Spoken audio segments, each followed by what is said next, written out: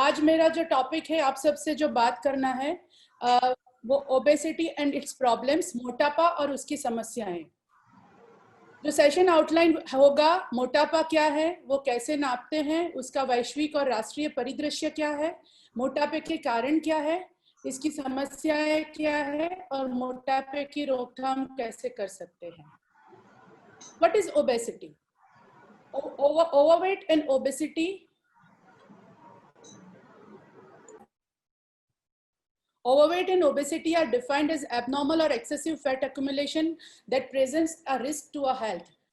जो भी फैट हमारे शरीर में संचय होती है उसके स्वास्थ्य के लिए जोखिम होता है, उसे हम मोटापा या ओबेसिटी कहते हैं। How is it measured?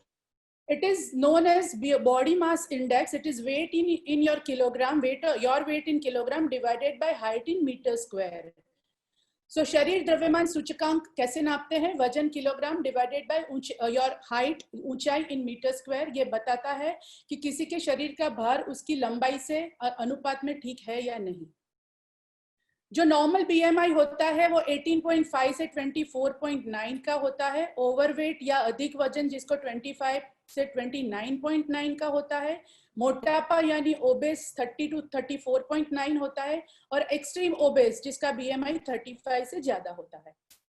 Obesity is a global epidemic. 21वीं सदी की सबसे गंभीर सार्वजनिक स्वास्थ्य चुनौतियों में से वो एक है।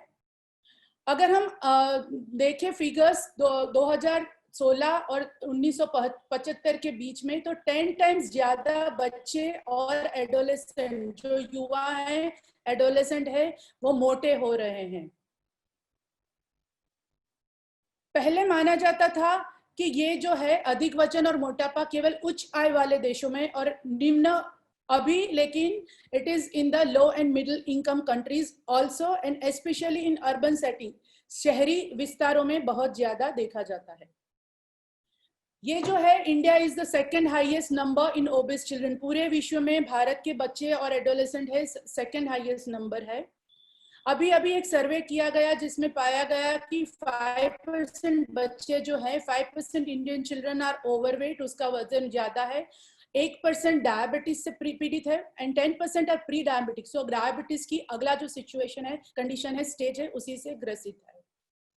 जो ओवरवेट बच्चे होते हैं दे बिकम ओवरवेट एडल्ट्स। बीच में आती है टीनेज। तो जो किशोर या किशोरी अपने एडोलेसेंट ईयर में या टीन एज ईयर्स में जो मोटे होते हैं, मोटापा होता है, वो 30-35 ईयर्स की उम्र में उनके जो नॉर्मल बच्चे जो है, नॉर्मल वेट वाले, उससे 16% ज्यादा मोटे हो सकते हैं। कैलोरी रिक्वायरमेंट अगर देखें तो लड़कियों के लिए जो कैलोरी रिक्वायरमेंट है वो एज के मुताबिक है, लेकिन 16 से 2400 कैलोरी डिपेंडिंग अपॉन अपना जो आप कितना काम करते हैं, एक्टिव है कि नहीं है। ज्यादा एक्टिव है तो उसके मुताबिक आपका खाना होना चाहिए, कैलोरीज इनटेक होना चाहिए। उसी मुताबिक बॉयज में भी अर्ली एडोलेसेंट से लेट एडोलेसेंट तक अगर कुछ काम नहीं करते हैं, मॉडरेटली एक्टिव है और ज्यादा एक्टिव है, तो 1800 से 2200 से 2800 to 3000 कैलोरीज जितनी कैलोरीज इनटेक होना चाहिए। मोटापे के क्या कारण है? तो पहला कारण है कि too many calories from food and drink. अगर हम खाने में ज्यादा स्वीट्स खाते हैं, जंक फूड खाते हैं, सॉरी, अनहेल्दी ड्रिंक्स लेते हैं और घर पे बैठे बैठे टीवी देखते हैं या वीडियो गेम्स देखते हैं, सिडेंटरी होते हैं, एक्सरसाइज नहीं करते हैं, तो मोटापा हो सकता है। फैमिली फैक्टर्स भी रिस्पॉन्सिबल है। जेनेटिक्स बहुत इसमें प्रभावित कर सकता है। अगर जेनेटिकली हमारे फैमिली में सब लोग मोटे हैं तो ज्यादातर हो सकता है कि हमारी भी मोटापन हमें हो सकता है। तनाव और भावनात्मक रीजन की वजह से, अगर फैमिली में स्ट्रेस है, खुद का स्ट्रेस है, पेरेंट्स का स्ट्रेस है, फैमिली का स्ट्रेस है, तो जो बच्चा है या एडोलेसेंट है वो स्ट्रेस को कोप अप करने के लिए ज्यादा खाता है, अपने इमोशंस को कोप अप करने के लिए। या फिर कई बार ऐसा होता है कि उदासी, कुछ काम नहीं है, कुछ करना नहीं है, तो बोर्डम होता है तो कि चलो ऐसे खा लेते हैं। तो कई बार ऐसा होता है कि भूख भी नहीं लगी है, लेकिन just to fight the boredom खाना हो जाता है और ज्यादा हो जाता है। ईटिंग डिसऑर्डर्स जो है, भोजन विकार, उसकी वजह से भी बच्चे ज्यादा खा सकते हैं। सोशियो इकोनॉमिक फैक्टर्स अगर देखें तो कई लोग अपना बिजी शेड्यूल होते हैं, क्लासेस में जाना है तो फ्रोजन फूड है या फ्रोजन स्नैक्स है जिसमें कैलोरीज ज्यादा आती है वो खा लेते हैं। अगर काम पे जाना है, रास्ते में कुछ वड़ा पाव मिल गया या कुछ फास्ट फूड मिल गया वो खा लिया, तो उससे भी अपना वेट बढ़ सकता है। और कई बार ऐसा होता है कि हम जो एरिया में रहते हैं वहां पे एक्टिविटी करने के लिए या गेम्स खेलने के लिए जगह नहीं है, तो भी हम एक्सरसाइज नहीं कर पाते हैं। तो ये सब है मोटापे के कारण। अभी समस्या क्या हो सकती है? तो फिजिकल जो प्रॉब्लम्स हो सकते हैं, टाइप 2 डायबिटीज हो सकता है जैसे जैसे उम्र बढ़ती है, कोलेस्टेरॉल बढ़ सकता है, ब्लड प्रेशर बढ़ सकता है और इसकी वजह से हार्ट अटैक और ब्रेन स्ट्रोक हो सकता है। स्लीप एपनिया यानी नींद में तकलीफ हो सकती है। लीवर और गॉल ब्लैडर में डिजीज हो सकते हैं, उसमें तकलीफ हो सकती है। लिवर में फैट डिपॉजिट हो सकता है, जॉइंट की तकलीफ हो सकती है और जाते जाते कैंसर की भी तकलीफ हो सकती है। ये सब फिजिकल प्रॉब्लम्स है। सोशल और इमोशनल प्रॉब्लम में अगर आप देखा होगा कि स्कूल में कोई बच्चा मोटा है तो कोई उसको बुली करता है, उसकी मजाक उड़ाता है, उसके साथ उसको टीज करता है, तो उससे बच्चे की एस्टीम में अपना कॉन्फिडेंस कम हो जाता है और उसकी वजह से उसके बिहेवियर और लर्निंग में, उसका पढ़ाई में भी दिक्कत हो सकती है। लड़कियां जो है एडोलेसेंट एज ग्रुप की, जिसके वो चेंजेस हो रहे हैं, पीरियड्स आ रहे हैं, तो जो ज्यादा वजन ज्यादा है जो लड़कियों का, उसके पीरियड्स नहीं आते हैं, कम आते हैं, इरेगुलर आते हैं। और ओव्यूलेशन जो अंडबीज निकलता है वो उसमें तकलीफ होती है और पीसीओएस की तकलीफ हो सकती है और आगे जाके लेट लाइफ में एंडोमेट्रियल कैंसर की भी दिक्कत इसकी वजह से हो सकती है। स्टडीज बताते हैं कि जस्ट 5% ऑफ वेट अब अगर रिड्यूस कर लिया तो फर्टिलिटी जो हार्मोन्स है, जो ओव्यूलेशन और मेंस्ट्रुएशन के हार्मोन्स है, वो नॉर्मल हो सकते हैं और आपकी मेंस्ट्रुअल साइकिल नॉर्मल हो सकती है। तो मोटापे और ज्यादा वजन की वजह से जो यंग बच्चे हैं, एडोलेसेंट है, उसकी ग्रोथ की अपॉर्चुनिटी कम हो जाती है। एंड ये जो नॉन कम्युनिकेबल डिजीज है, डायबिटीज है, ब्लड प्रेशर है, ये सब का पूरे देश के डेवलपमेंट में और देश की जो इकोनॉमिकल और ग्लोबल हेल्थ है उसके ऊपर भी, आर्थिक प्रगति और वैश्विक स्वास्थ्य के ऊपर भी असर होता है। तो अधिक वजन या मोटापा साथ ही साथ उनके संबंधित रोग काफी हद तक रोके जा सकते हैं, इट इज प्रिवेंटेबल। और इसीलिए बचपन के मोटापे की रोकथाम करना बहुत जरूरी है और प्राथमिकता उसकी हमें दे रहे हैं और इसीलिए आज ये कॉन्क्लेव हमने रखा है। सो इसको हम कैसे प्रिवेंट कर सकते हैं? तो फिजिकल एक्टिविटी, आप एक्सरसाइज कर सकते हैं, प्लान ग्रुप रेजाइन कर सकते हैं, जिम में जा सकते हैं, एरोबिक्स कर सकते हैं और at least 60 minutes of moderate to physical activity on most days, at least 5 days a week to maintain good health and fitness and for healthy weight during the growth. तो हमें गेम्स खेलना है, ब्रिस्क वॉकिंग है, तरह तरह के गेम है, swimming है, इससे हम कैलोरी बर्न कर सकते हैं और हम फिट रह सकते हैं।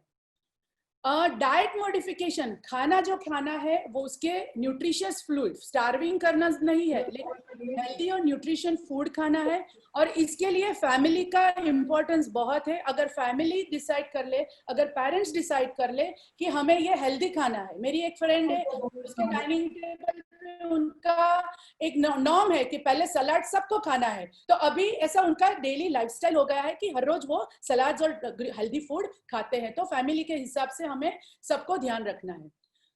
To replace pizza burger to the bowl of fruits and vegetable, इस तरफ नहीं देखना है, हमें फ्रूट्स और वेजिटेबल खाना है, ज्यादा पानी पीना है। पोर्शन साइज कितना खाते हैं, ऐसा नहीं है कि बहुत सारा खाना ले लिया, कम खाइए, धीरे धीरे खाइए और फ्रीक्वेंट मील्स लाइए और चबा चबा के आराम से खाइए। खाने में शुगर, सोडियम और सैचुरेटेड जो फैट है, तला हुआ खाना है, वो कम खाइए। जो हेल्दी ईटिंग प्लेट है, हमें हेल्दी ऑयल लेना है, ऑलिव ऑयल है या फिर जो ट्रांस फैट को अवॉइड करना है, वेजिटेबल और फ्रूट्स ज्यादा लेना है, पानी पीना है, होल ग्रेन्स और हेल्दी प्रोटीन, ये सब जो है हमारे डे टू डे डाइट में होना चाहिए। सो बीएमआई जो है, जो हमारा वजन जो तय करता है, it plays a very important role for the menstrual cycle regulation and adolescent girls have to be given healthy and balanced nutrition which leads to maintenance of their normal BMI and regulate their menstrual cycle. मैंने आगे बता दिया। तो जो PCOS की जो लड़कियों को तकलीफ होती है, उसका फर्स्ट लाइन ऑफ मैनेजमेंट है हेल्दी खाना और एक्सरसाइज। अगर आपका वजन कंट्रोल में रहेगा तो आपके पीरियड संबंधी, मेंस्ट्रुएशन संबंधी काफी तकलीफें कम हो जाएगी। आप हेल्दी हॉबीज भी परस्यू कर सकते हैं, जैसे गार्डनिंग है, डांसिंग है, साइकिलिंग है, हाइकिंग है, ट्रैकिंग है। तो इस सब में भी हमारा मन लगा रहता है और हमारी कैलोरीज भी कम होती है, हमारा फिटनेस लेवल भी बढ़ता है। नींद भी उतनी ही जरूरी है, हमें नींद ठीक से लेना है, कम से कम 8 घंटे सोना है, जल्दी सोना है और सुबह जल्दी उठना है। तो सुबह जल्दी उठते हैं, पढ़ाई करते हैं तो हमारे याद भी अच्छा रहता है। टीवी देखते देखते हमें खाना नहीं खाना है, कब की, क्योंकि जब टीवी देखते हैं या कुछ वीडियो देखते हैं या मोबाइल में व्यस्त है तो कितना हमने खा लिया, कितना पोर्शन खा लिया, उसका ध्यान नहीं रहता है। तो खाने के टाइम पे नो डिस्टर्बेंस, जस्ट शांति से प्रेयर करके हमें खाना शुरू करना चाहिए। Say no to the soft drinks, ये जो पेप्सी है या कोई भी एरिएटेड ड्रिंक्स है जो जिससे हमें कैलोरीज ज्यादा मिलती है और हमारी हेल्थ के लिए वो अच्छा नहीं है। पानी की भी इतनी ही इंपॉर्टेंस है, पानी बहुत अच्छे से पीना है और हमारा देश में गर्मी ज्यादा है तो पानी ज्यादा पीना है। So healthy behaviors that start in adolescence make healthy adults.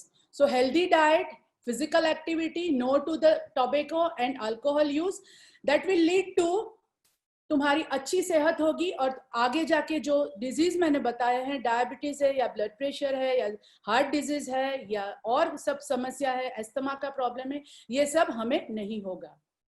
सो स्वस्थ किशोर अब भविष्य में स्वस्थ एडल्ट और स्वस्थ भविष्य पीढ़ी। So healthy adults now, healthy adults in future and healthy future generation. So adolescents are the greatest resource for a society to thrive. And that's what हम सबके, हमारा ये प्रयत्न है, फॉक्सी का प्रयत्न है कि आप सबकी सेहत अच्छी रहे, आप स्वस्थ रहे। आप स्वस्थ होंगे तो ही भारत का भविष्य स्वस्थ रहेगा। Thank you very much and best wishes to all of you. Stay fit, stay healthy. Goodbye. Thank you.